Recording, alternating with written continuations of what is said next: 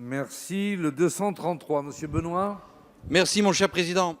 Mesdames les ministres, monsieur le rapporteur, si nous sommes là ce soir, mesdames les ministres, monsieur le rapporteur, c'est parce que le président de la République a souhaité répondre à un mouvement qui dure depuis longtemps, un malaise qui est profondément enraciné dans le pays.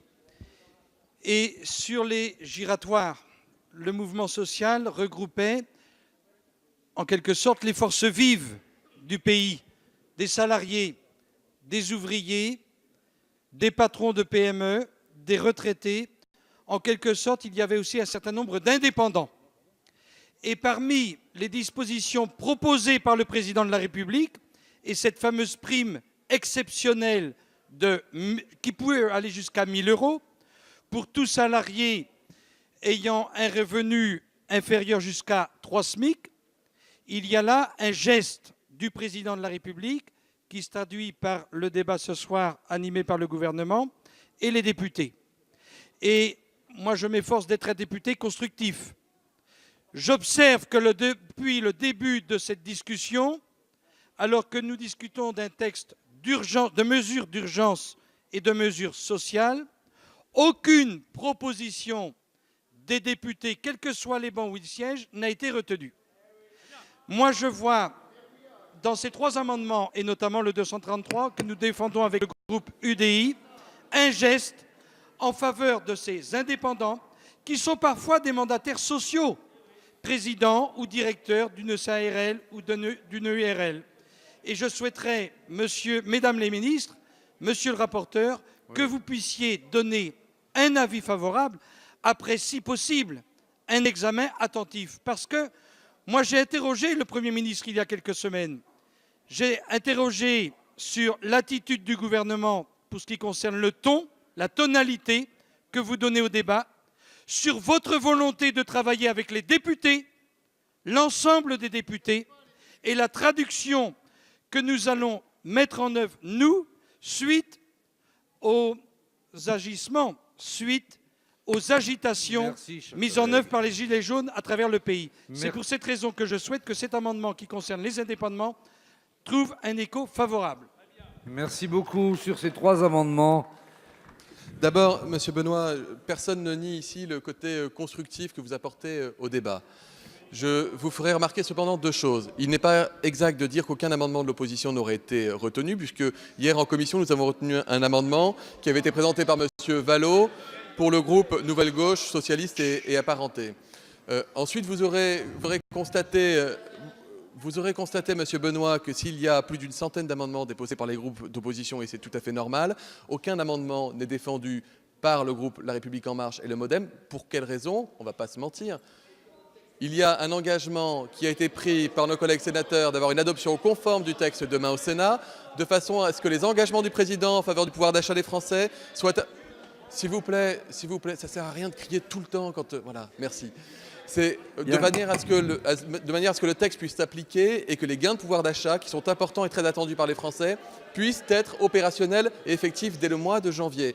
Donc nous sommes particulièrement peut-être vigilants, non pas prudents, mais vigilants dans l'examen, dans l'hémicycle, avec les amendements qui sont voués à être adoptés ou non. D'où d'ailleurs un petit flottement tout à l'heure sur un point qui était technique et qu'il était très difficile de vous donner un avis dans l'urgence sans être sûr que ça n'allait pas mettre par terre tout un texte et donc nous empêcher de répondre à la promesse des Français. Voilà, je suis très franc avec vous sur cet aspect.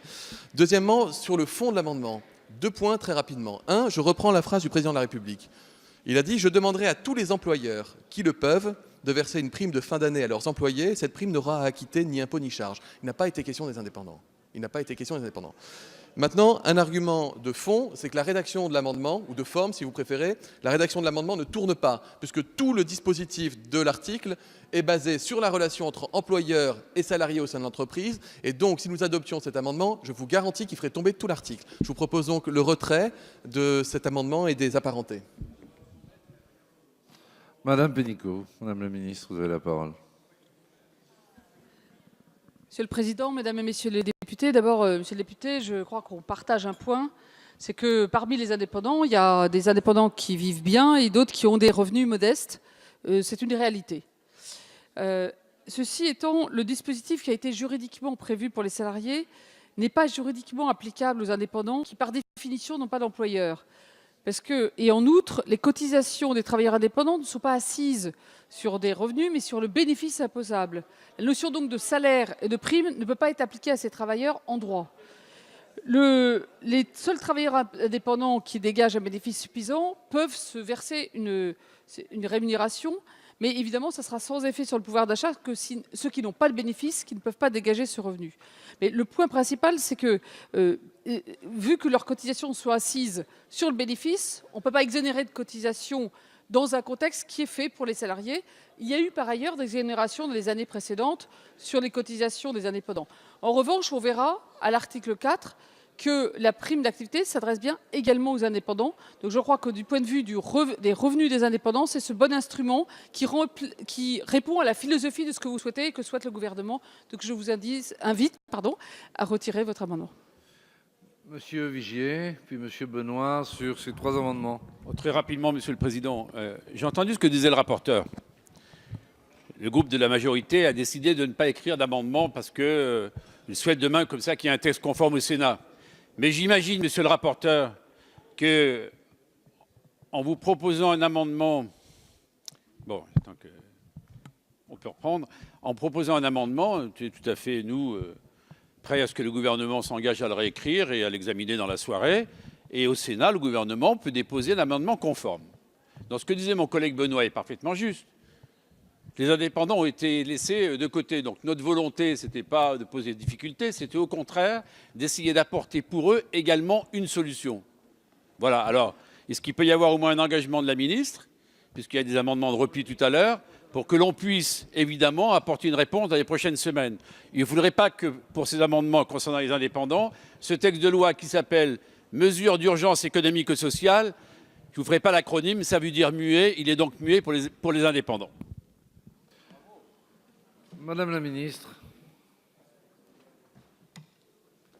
Monsieur le Président, Monsieur le député, je crois que, comme je l'ai dit, le sujet du revenu, et non pas du salaire, là, on est en train de parler d'un sujet qui concerne les salaires, donc les salariés qui ont des employeurs. Le sujet du revenu, qui est un vrai sujet, et qui correspond à un vrai sujet de redistribution et de justice pour tous ceux qui travaillent sous une forme ou sous une autre et qui apportent de la valeur, il va se traiter plutôt par la prime d'activité, et là, qui concerne bien tous les indépendants qui ont, je dirais, en termes de revenus, ne sont pas concernés. Donc, dans les dispositions prévues par les primes d'activité, on va répondre à la question que vous évoquez, que je comprends bien l'intérêt, mais qui n'est pas le bon instrument. Je vais donc mettre aux voix l'amendement 61. Monsieur Benoît. Merci, Monsieur le Président. Voyez, Madame la Ministre, il y a quelques semaines dans cet hémicycle, lorsque j'ai interrogé le Premier ministre et que je lui ai demandé où était la trajectoire humaine et sociale, voyez, au-delà de toutes les réponses, moi les indépendants, je vais vous dire ce que je pense. Je considère que dans nos régions, et je regarde le Président, il les connaît comme moi en région Bretagne, et ça vaut à travers le territoire métropolitain et les Outre-mer. Un certain nombre d'indépendants dans toutes nos régions travaillent dur. Ils sont soumis au droit du travail, qui est infernal. Ils sont soumis au RSI, que vous avez adossé au régime général, sécurité sociale des indépendants. La vie est compliquée. Et quand je disais la trajectoire humaine et sociale, ce que j'attendais en présentant cet amendement, c'était un geste, c'est-à-dire la possibilité pour les indépendants d'être éligibles à cette prime exceptionnelle. Donc moi, soit je maintiens mon amendement, soit, s'il est mal rédigé, eh bien je demande une suspension de séance et avec un petit peu de bonne volonté, Madame la Ministre, avec vos services, en 10 minutes, vous nous interprétez là, mon amendement qui est mal rédigé, je le conçois, afin de faire un geste pour les indépendants de France qui le méritent. Merci, Madame Fiat.